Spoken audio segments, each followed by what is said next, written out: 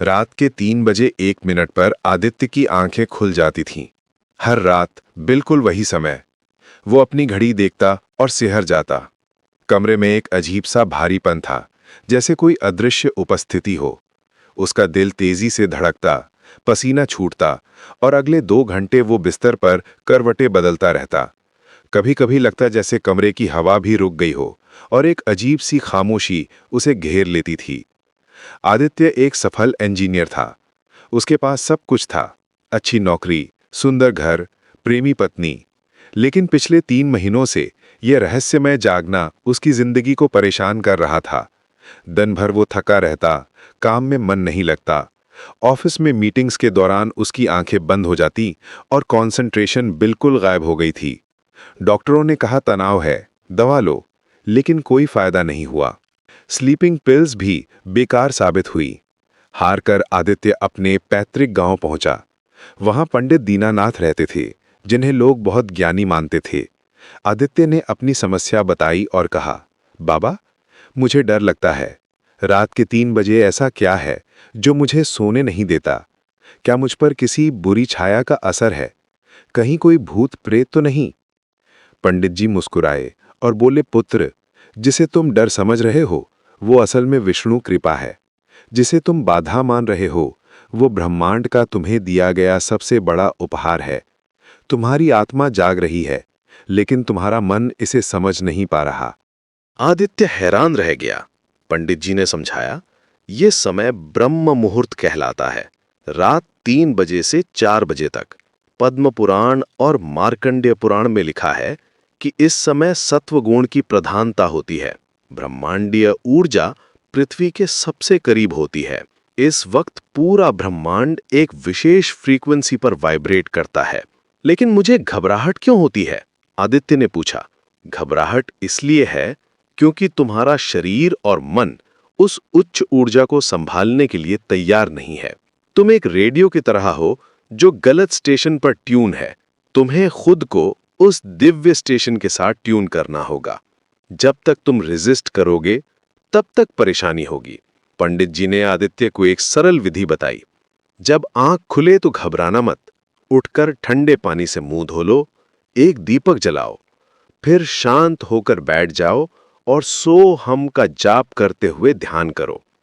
ये मंत्र तुम्हें यूनिवर्स के रिदम के साथ सिंक करेगा। पहली रात आदित्य ने यही किया। शुरू के 15 मिनट कठिन लगे। मन में तरह तरह के विचार आते रहे, लेकिन धीरे धीरे एक अजीब शांति उसे घेरने लगी। कमरे का सन्नाटा मधुर संगीत जैसा लगा। उसकी आंखों के सामने नीले रंग की एक मंद चमक दिखाई दी। पहली बार उसे लगा जैसे वो किसी और ही डायमेंशन में पहुंच गया हो। दिन बीतते गए। आदित्य को लगा जैसे उसके भीतर कुछ बदल रहा है। उसकी अंतर्दृष्टि तेज हो गई थी। बातचीत में एक अलग प्रभाव आ गया था। लोग उसकी बातों को ज्यादा सीरियसली लेने लगे थे। सबसे हैरानी की बात यह थी कि वो दिन भर में केवल 5 घंटे सोकर भी खुद को तरोताजा महसूस करता था। उसकी प्रोडक्टिविटी ऑफिस में बढ़ गई थी। एक रात गहरे ध्यान में डूबे आदित्य को एक डरावना अनुभव हुआ। लगा जैसे कोई अदृश्य शक्ति उसे खींच रही है। कमरे में डरावनी हंसी गूंजी। उसे अपने प्रियजनों के रोने की आवाजें सुनाई दी।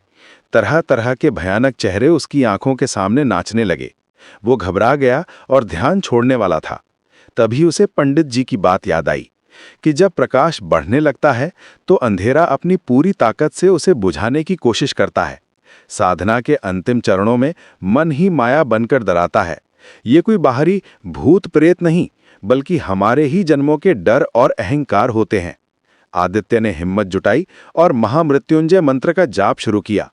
अचानक एक तीव्र सफेद रोशनी फूट पड़ी। उस प्रकाश में उसे एक दिव्य दर्शन हुआ।